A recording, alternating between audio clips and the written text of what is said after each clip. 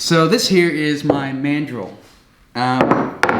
It's very simple. So on one side you've got your wire, which I'm using just regular black fencing wire. It's already annealed, which is handy. And so I've just got this little metal rod with a hole drilled in it.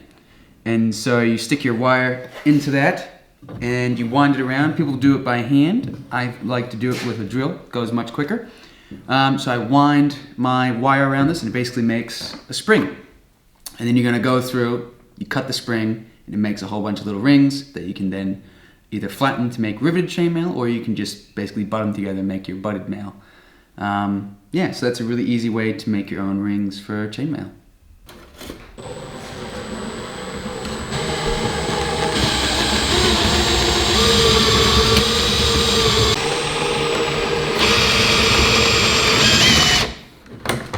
Oi, mister. What were you doing? Oh, yeah.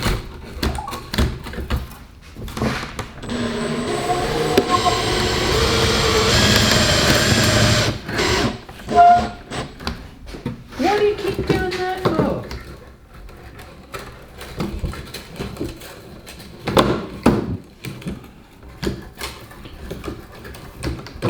Another thing around it. I must have figured that out.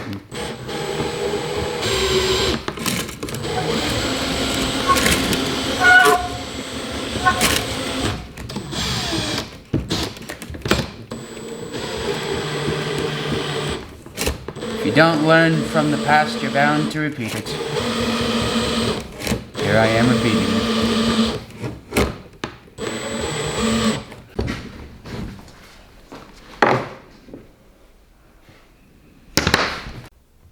So here's a couple of my tools that I came up for flattening my rings.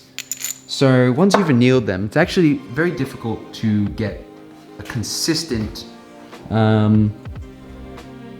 flattened ring that's going to be able to be actually used for your mail. So I started out making a few different things. So this here is just a bunch of washers with a small, I believe that's a 15 mil rod. And so I would just take my annealed ring. Of course, I'm doing this on the anvil, or at least some sort of a hard metal surface. Putting it over like that and smashing that with a hammer. My results weren't that great. I was having a lot of difficulty getting a consistently nice flattened ring that I was actually able to use. It wasn't lining up properly. So here's an example. When you're first starting out, you're probably going to find that your ring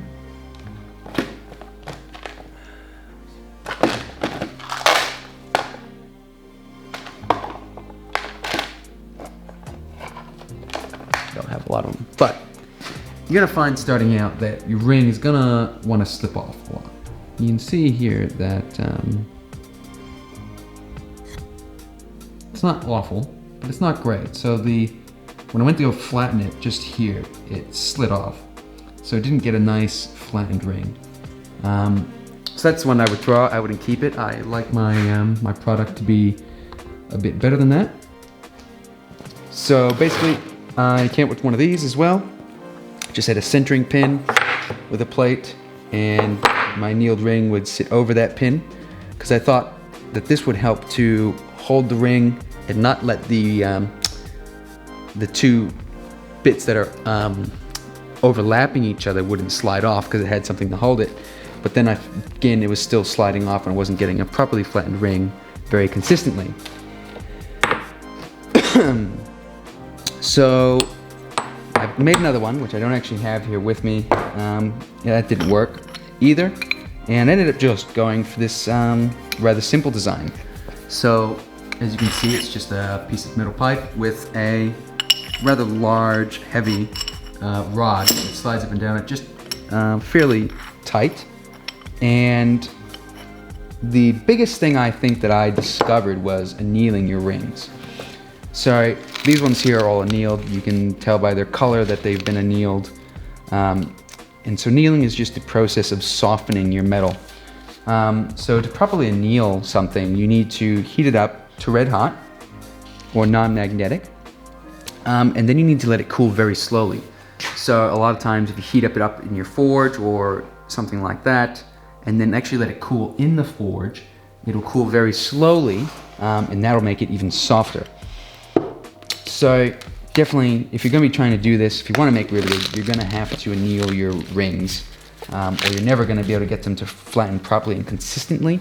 When I first started out, I was maybe getting 20% of my rings, so about 2 out of 10 of my rings were actually flattening properly, which is pretty bad. After I annealed them and switched to my different tool, I was finding that I could flatten my rings pretty much in one hit, and I was getting maybe 80%. So about 8 out of 10 was being flattened properly.